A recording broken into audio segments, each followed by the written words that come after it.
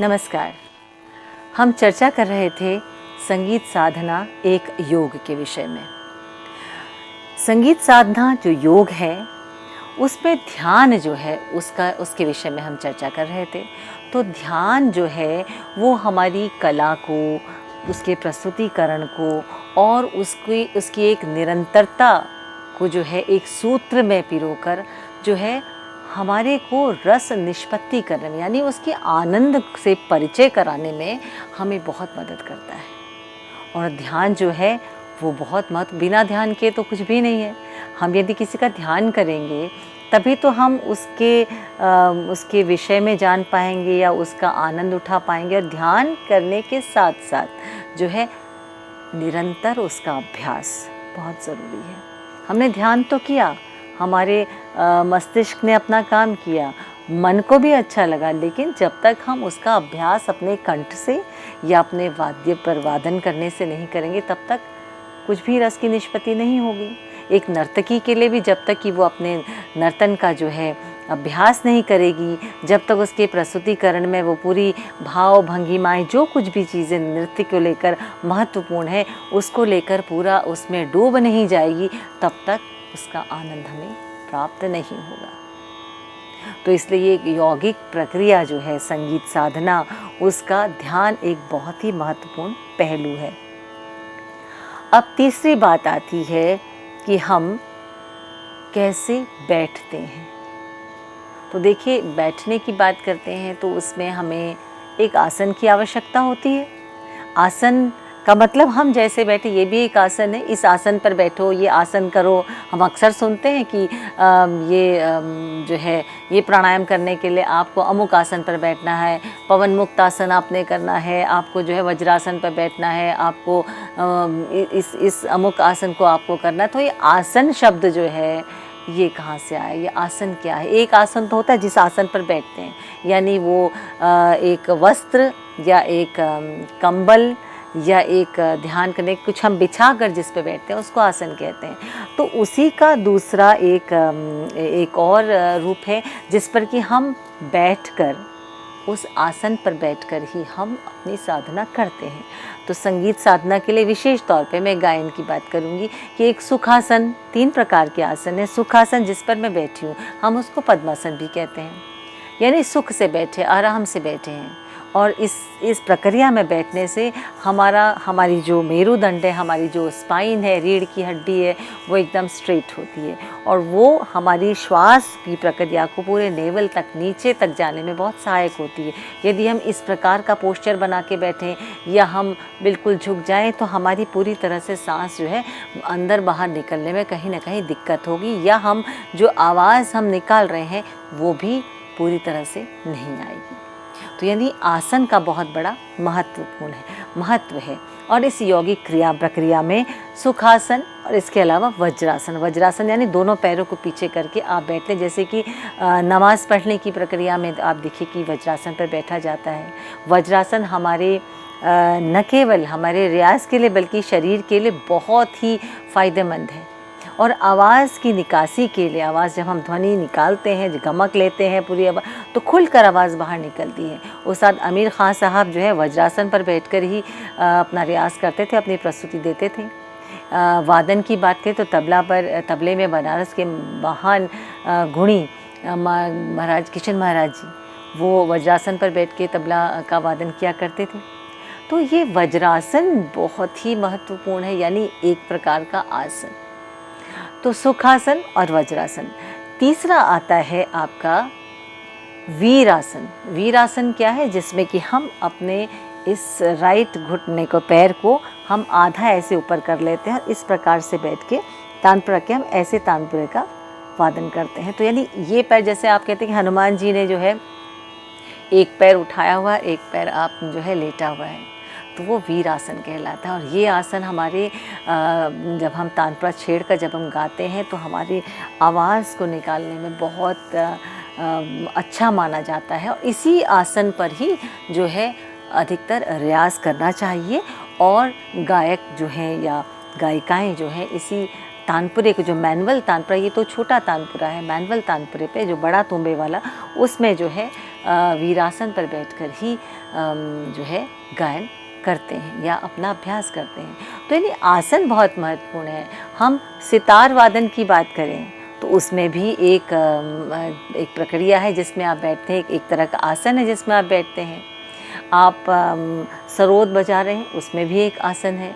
आप बांसुरी बजाते हैं तो मेरे ख्याल से सुखासन पर ही बैठकर बांसुरी बजाते, शहनाई वादन। आप देखिए कि ये पूरी श्वास की प्रक्रिया है। सुशिर वाद्य, शरीर में जो एक वायु अंदर बाहर करी तो सुशिर वाद्य की तरह जो है वो श्वास भीतर अंदर करती। तो ऐसे ही जैसे कि बांसुरी में है, जैसे कि आपकी शहनाई में है या किसी भी सुशिर वाद्य में, जहाँ फूंक कर श्वास के द्वारा जो है ध्वनि उत्पन्न की जाती है।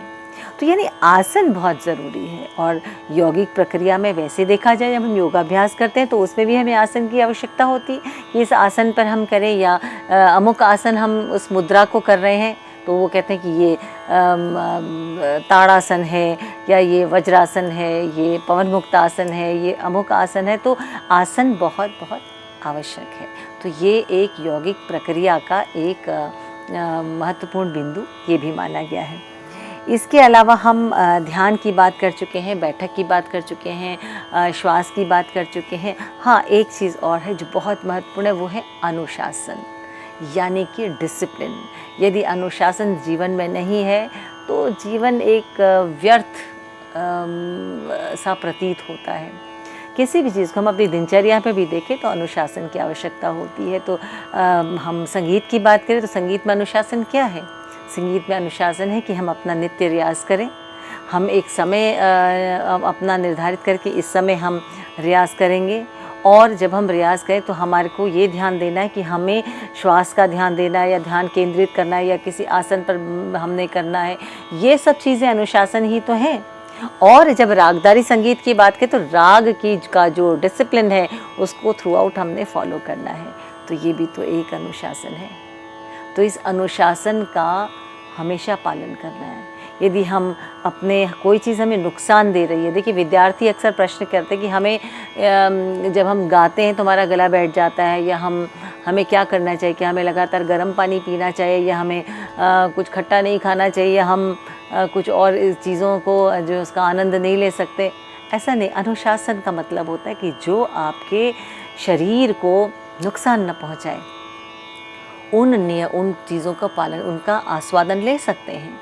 लेकिन साथ साथ अपने जो मुख्य अनुशासन है, यानी आपका रियाज़ होना, आपका श्वासों पर आपका कंट्रोल होना, आपकी एकाग्रता होना, आपका जो है जिस आसन पे आपको रियाज़ करना, वो सब चीज़ें, राग की नॉलेज होना, रागदारी संगीत में थ्रू आउट जो राग का अनुशासन है उसको पालन करना, ये सब चीज़ें अनुशासन ही तो हैं। और यही अनुशासन जो है इसका पालन करना पड़ता है, तभी तो इसे एक यौगिक प्रक्रिया कहा जाता है, तभी तो इसे साधना कहा था। कि किसको साध रहे हैं हम?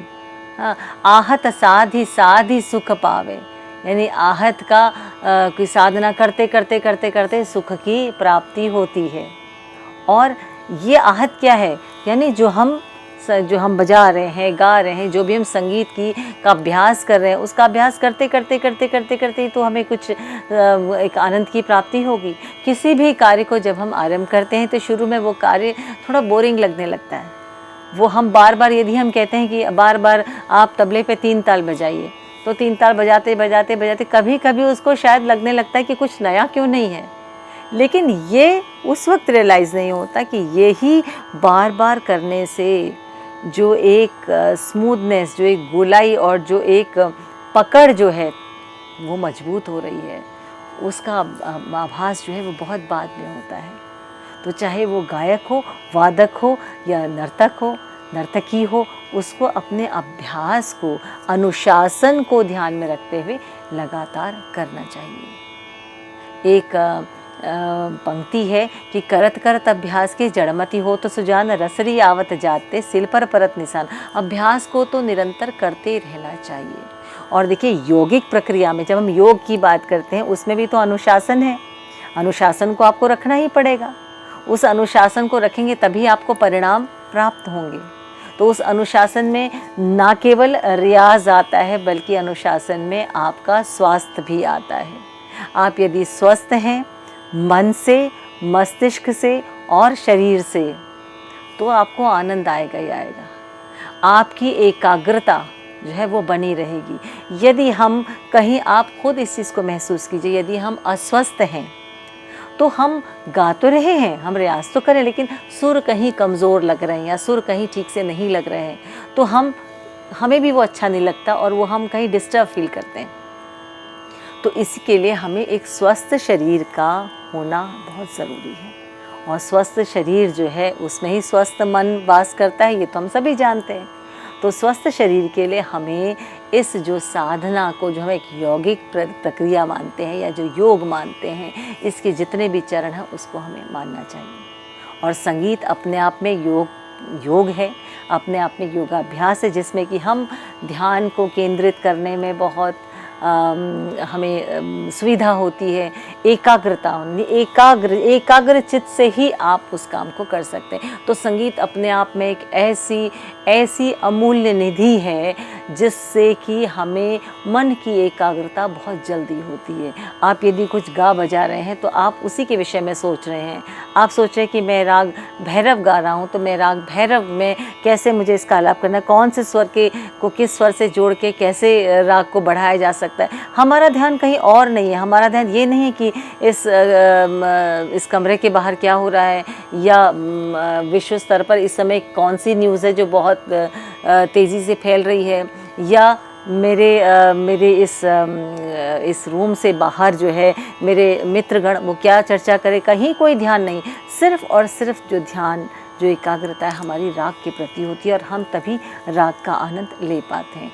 जैसे कि एक बंदिश हम इस पर उसका आनंद लेते हैं, भैरव की ही बंदिश है, क्योंकि भैरव अपने आप में प्रातःकाल गाए जाने वाला इतना सुंदर राग है जिसको गाते गाते स्वतः लगता है कि हम संगीत जगत में जो है बिल्कुल डूब गए हैं। और ये राग मुझे बहुत प्रिय भी है। किसी भी विद्यार्थी को जब गायन शुरू होता है तो भैरव राग से ही उसकी, भैरव और अमन ये दो रागों से उसका आरंभ किया। तो भैरव की एक बंदिश है जो कि झपताल की बंदिश है। ओमकार आधार नाद को साकार, जामे बसत नित निर्गुण निरंकार। ओंकार ही तो आधार है, नाद का साकार रूप है जिसमें निर्गुण निरंकार ये सभी रूप इसी में बसते हैं। जपया को कीजिए परम सुख लीजिए, इसका जप करिए परम सुख लीजिए। यह सिद्धि कारण, यह तप, यह सार। यही सिद्धि का कारण है और यही तप है और यही सार है। यानी इसका ही निरंतर अभ्यास कीजिए उस ओमकार का। और देखिए यहाँ पे ओमकार क्या, श्वास प्रक्रिया, उस श्वास प्रक्रिया से ध्यान प्रक्रिया, ध्यान प्रक्रिया से अपने उस परमात्मा का ध्यान करना। तो आपकी जो कहते हो कि योगिक प्रक्रिया में हम कहते हैं आत्मा का सीधे ध्यान सीधा जुड़ा हो जाता है परमात्मा से, तो ये स्वाभाविक संगीत उसका एक बहुत बड़ा माध्यम हो जाता है। तो भैरव की ये झपताल की बंदिश प्रस्तुत है, ओमकार आधार नाद को साकार।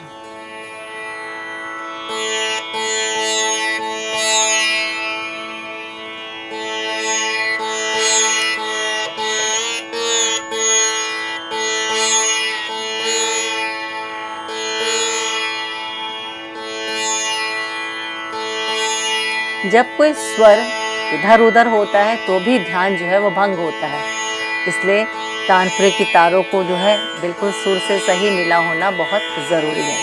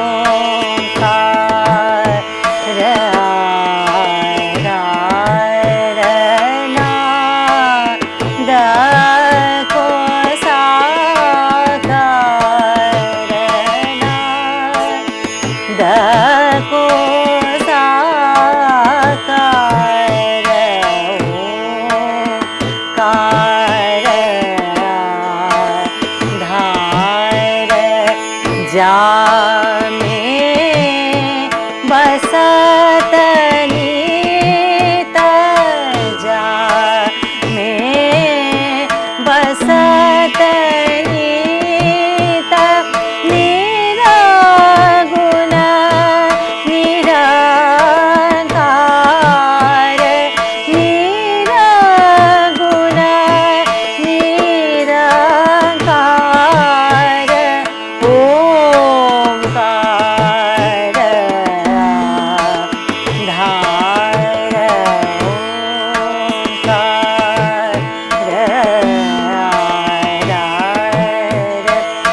जपया को कीजे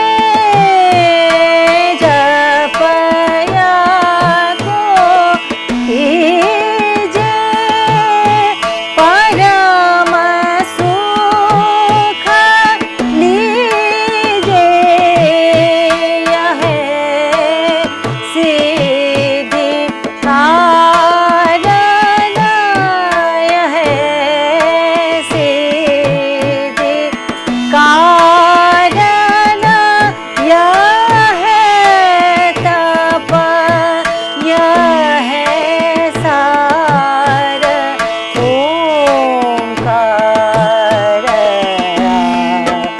धार ओंकार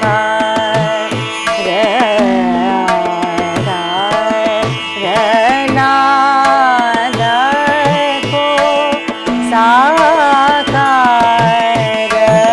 नाद को साकार ओंकार आधार ओंकार नाद को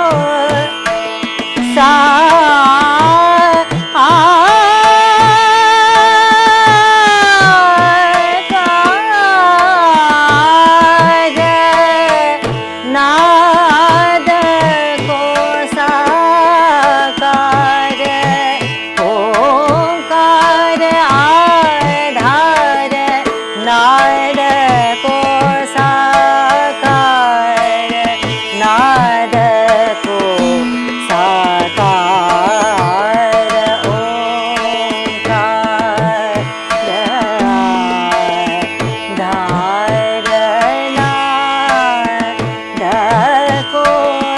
साकार ओंकार धार नाद को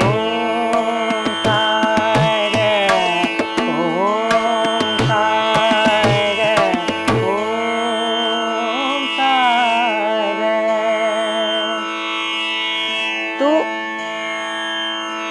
जैसे मैंने कहा कि एक निरंतर अभ्यास की आवश्यकता है, निरंतर एक अनुशासन की आवश्यकता है और इस तरीके से ध्यान से बैठक यानी आसन, तो बैठक आसन ध्यान से अनुशासन से निरंतरता से जो है श्वास प्रक्रिया को ध्यान में रखते हुए अभ्यास करने से हम जो है संगीत साधना की जो यौगिक प्रक्रिया है उसमें बिल्कुल सही रूप से अपनी यात्रा को लेकर चलेंगे। तो ये सब बातें तो महत्वपूर्ण हैं और जैसा मैंने कहा कि इस सब को करने के लिए एक स्वस्थ शरीर की आवश्यकता बहुत ज़रूरी है और स्वस्थ शरीर के लिए जो हम अन्य यौगिक क्रियाएं करते हैं, आसन करते हैं, उनको करना चाहिए ताकि शरीर में जो है वो किसी प्रकार की कोई समस्या न हो जो हमारे इस साधना में जो एक रुकावट की तरह है। अब ये तो सभी बातें हुई इसकी यौगिक प्रक्रिया को सिद्ध करने की। अब जब हम संगीत की बात करते हैं तो एक शब्द हम अक्सर सुनते हैं थेरेपी, या हम सुनते हैं मेडिटेशन की आप मेडिटेशन करिए। तो मेडिटेशन एक संगीतकार जब किसी राग को गा रहा है तो अपने आप में उस दूसरी दुनिया में पहुंच जाता है, तो स्वाभाविक है कि वो मेडिटेशन तो ऑटोमेटिकली हो ही रहा है। और रही बात थेरेपी की, तो थेरेपी यानी किसी चीज़ का किसी रोग से जब उपचार हो रहा है तो उपचार शब्द जो है वो बिल्कुल सही है कि इससे हमें न केवल इस संगीत साधना की जो एक यौगिक प्रक्रिया हम कर रहे हैं, इससे न केवल हम अपना अभ्यास या संगीत को के अभ्यास को हम मजबूत कर रहे हैं, बल्कि साथ ही साथ जो है हमारा मन जो है वो बहुत नियंत्रित होता है। हमारा मन बहुत चीज़ें, गलत चीज़ें नहीं सोचता। तो एक तरफ जब फोकस्ड होता है, मन का नियंत्रण ही तो सबसे महत्वपूर्ण बात है कि जब वो नियंत्रित होता है तभी हम बहुत पॉजिटिव चीज़ें कर पाते हैं। यदि वो अनियंत्रित है तो हम डिस्टर्ब रहेंगे, कभी कुछ कभी कुछ कभी कुछ। आज के समय में जो है मन का स्थिर होना जो है वो बहुत महत्वपूर्ण है, और ये स्थिर नहीं रह पाता। ये अस्थिरता के भी बहुत से कारण है कि मन अस्थिर रहता है, क्योंकि बहुत सी चीज़ें हैं जो कि डिस्टर्ब करती हैं, जो हमें डिस्ट्रैक्ट करती हैं, जो हमारा ध्यान भंग करती है। ध्यान को कहीं, चाहे वो हमारे उपकरण हैं, हमारा मोबाइल है, नेट है, बहुत सारी चीज़ें हैं, इन चीज़ों से हटाकर अपने लिए एक समय बांधिए जिसमें आप अपने अभ्यास को करेंगे तो स्वाभाविक है आपका मन केंद्रित होगा, और मन केंद्रित होगा तो आप ध्यान की प्रक्रिया में, आप मेडिटेशन की प्रक्रिया में जो है आप स्वतः धीरे धीरे आगे बढ़ना शुरू कर देंगे। और इस प्रक्रिया से आपका जो उपचार होगा, यानी ये ज़रूरी नहीं कि रोग है तभी उपचार हो। हम कहते हैं ना, वात, पित्त और कफ, ये तीनों जो हैं इनको शरीर में कंट्रोल करने के लिए हम बहुत सी अलग अलग योगाभ्यास करते हैं। तो संगीत के द्वारा, जो संगीत की एक यौगिक प्रक्रिया है, इसके द्वारा भी तो हम इन चीज़ों को कंट्रोल कर सकते हैं। तो जब इस प्रकार की हम अपने अभ्यास को करेंगे तो बहुत सी चीज़ें कंट्रोल होंगी। देखिए, अब श्वास की बात करें तो कफ अपने आप में कंट्रोल होता है कि आप जब रियाज़ करते तो कई बार खराश होती, कई बार कफ निकलता। ये सब चीज़ें हम अपने अभ्यास से धीरे धीरे हम उनको ख़त्म कर सकते हैं। और इन सब चीज़ों को करने की, चाहे हम योग करें या हम संगीत साधना करें, इसका उद्देश्य क्या है? ये प्रश्न उठता है कि इसका उद्देश्य क्या है? इसका उद्देश्य है एक अच्छा मानव बनना, एक अच्छा मनुष्य बनना, एक अच्छा नागरिक बनना, जो कि परोपकार कर सके, जो दूसरों का हित कर सके। तभी तो ये भजन जो है नरसिंह मेहता का, जिसको महात्मा गांधी जी भी गाते थे कि वैष्णव जन तो तेने कहिए, जे पीर पराई जाने रे, पर दुखे उपकार करे तो ये मन अभिमान नाण। कितना सुंदर भजन है। तो ये इस तरह के भजन जो अपने सार में जो चीज़ कहे जाते हैं, वो अपने आप में उसका अनुभव लेने के लिए, उसका अनुभव करके उसको अपने जीवन में ढालने के लिए सबसे पहले तो खुद को सही होना बहुत ज़रूरी है। खुद का अभ्यास होना भी ज़रूरी है, खुद को मानसिक रूप से भी मजबूत होना ज़रूरी है, शारीरिक रूप से भी मजबूत होना ज़रूरी है, सांगीतिक रूप से भी मजबूत होना बहुत ज़रूरी है, यौगिक रूप से भी मजबूत होना बहुत ज़रूरी है। तो इसका मतलब ये सारा जो ताना बाना है ये इसीलिए है ताकि मन खुश रहे, मस्तिष्क जो है वो स्वस्थ रहे, शरीर स्वस्थ रहे, और हम कुछ अच्छा कर पाएँ, हम कुछ अच्छा अनुभव कर पाएँ, कुछ अच्छा अपने समाज को, अपने देश को, अन्य मानव जाति को कुछ अच्छा दे पाएँ। तो आइए इस भजन को भी थोड़ा, इसका भी आनंद लेते हैं।